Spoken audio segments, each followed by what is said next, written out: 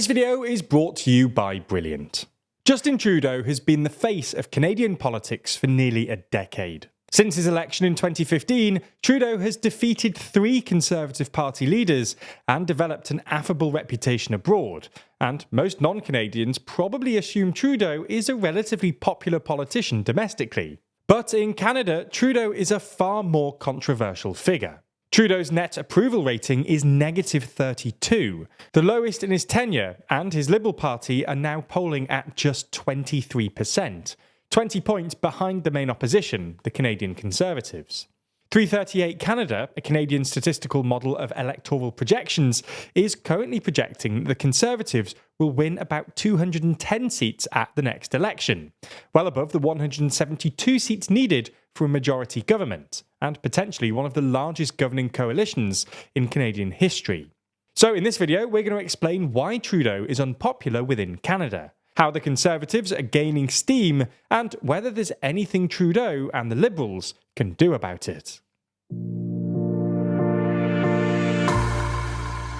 Before we start, if you haven't already, please consider subscribing and ringing the bell to stay in the loop and be notified when we release new videos. So, why is Trudeau unpopular? Well, like many leaders, the economy plays a huge role. Canada's growth came in below expectations in Q1 of 2024. And while Canada isn't technically in a recession, polling suggests as many as 2/3 of Canadians are feeling that the country and the economy are on the wrong track.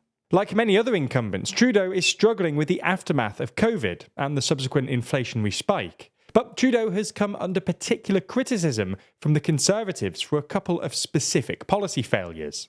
The first is the carbon tax, a tax levied on the carbon content of fuels, which aims to reduce greenhouse gas emissions and encourage consumers to use more green alternatives. Since its inception in 2019, the tax has steadily increased from $20 per tonne of carbon in 2019 to $85 in 2024. When it was implemented in 2019, the majority of Canadians supported it. But now, with the cost of living biting, it's become more controversial. The Conservatives have also effectively attacked Trudeau for failing to ameliorate Canada's housing crisis. For context, Canada has had a severe housing shortage for a long time, particularly in cities like Vancouver and Toronto. While explaining Canada's housing crisis would probably require a whole other video, the TLDR is that Canada has some of the most expensive housing in the world, and while the precise causes are disputed, Trudeau has failed to fix it during his 9 years in power. Trudeau has also suffered a string of scandals in the past few years.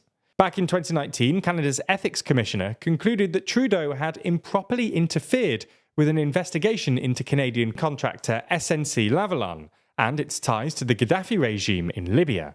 Then, during the pandemic, Trudeau was accused of using WE Charity, an international youth charity, to benefit himself and his family through speaking fees. A scandal which ultimately resulted in the resignation of Trudeau's finance minister, Bill Morneau. Then came the 2022 Freedom Convoy protests, when Trudeau controversially responded by invoking the Emergencies Act. A federal judge would later rule that Trudeau's use of the act was not justified. Overall, it appears that Trudeau is dealing with death by 1,000 cuts, as economic turmoil, taxes, housing, and many other issues mount against him and his government after nearly a decade in power. On the other side of the aisle, the Canadian Conservatives are gaining steam. That has been mainly due to the newly minted leader of the Conservative Party and leader of the opposition, Pierre Poilievre. Poilievre rose to prominence during the Freedom Convoy in early 2022, and shortly after its climax announced his intention to run for the Conservative leadership position, left vacant after his predecessor was removed following his election loss to Trudeau in 2021. Poilievre seemingly struck a chord with his confrontational style and vocal criticism of Trudeau's government. He raised significant amounts of money during his campaign for leadership and brought a record number of new members to the party. Poilievre has some classic right-wing policies. He wants to repeal the carbon tax, balance the budget, and loosen Canadian gun laws after Trudeau passed restrictions. But Poilievre has also been more cautious to present as a moderate and avoid the political pitfalls that have beset the Canadian Conservatives in the past. For instance, he's in favour of same-sex marriages, something he used to be opposed to, and he's also said that he wouldn't reverse Trudeau's marijuana legalisation policies. When it comes to foreign policy, he's pledged to continue supporting Ukraine, meet NATO's 2% defence target, and support Israel in its war against Hamas. All in all, Poilievre has tried to present as a firebrand, aggressively attacking the Trudeau government while simultaneously avoiding coming across as an ideological extremist. This has been an effective technique. Not only are the Conservatives 20 points ahead of the Liberals, but Poilievre himself has garnered a positive approval rating of +3, nearly 40 points ahead of Trudeau. Entertainingly, more detailed polling suggests that basically the only thing Canadian voters think Trudeau would be better at than Poilievre is hosting parties, while Poilievre enjoys a wide lead over Trudeau when it comes to putting up shelves, putting out kitchen fires, and solving escape rooms. So is there anything Justin Trudeau and the Liberals can do to change the tide? Well, to be honest, probably not. When the next Canadian election is held, likely in the autumn of 2025, Trudeau would be approaching 10 years in office. Incumbency fatigue is a near inevitable fact of politics, and most Canadians just want a new face and party to lead the country. Perhaps Trudeau's best hope is to ride out the wave of unpopularity and hope that the economy improves and the Canadian public forgets about his missteps by the time the next election comes. Alternatively, Trudeau could resign and hand the party over to another MP. If this is the case, then many pundits think his most likely successor would be Chrystia Freeland, Deputy Prime Minister of Canada and current Finance Minister. However, even if Freeland is a relatively popular politician, she wouldn't have very much time to establish herself, given the election is only about a year away. In conclusion, Trudeau has a tough year ahead. While he's proven himself to be a more robust politician than people thought, with economic and domestic problems mounting, it's hard to see him winning yet another term in office.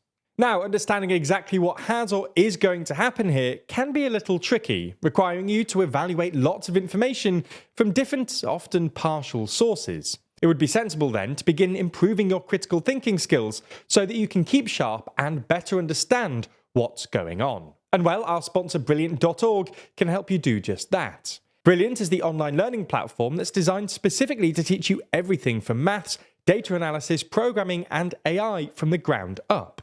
You don't need a fancy degree or to have dedicated hundreds of hours to studying any of these. All you need is a device with an internet connection and a few spare minutes a day. And with your spare few minutes, you'll learn by actually doing, with Brilliant providing hands-on lessons that let you play around with concepts, a method that has been shown to be 6 times more effective than just watching lectures. What makes this even better is that this content is created by an award-winning team of teachers, researchers, and professionals from MIT, Caltech, Duke, Microsoft, and more. You can try everything Brilliant has to offer for free for a full 30 days. Just click on the link in the description. That way you'll also get 20% off an annual premium subscription.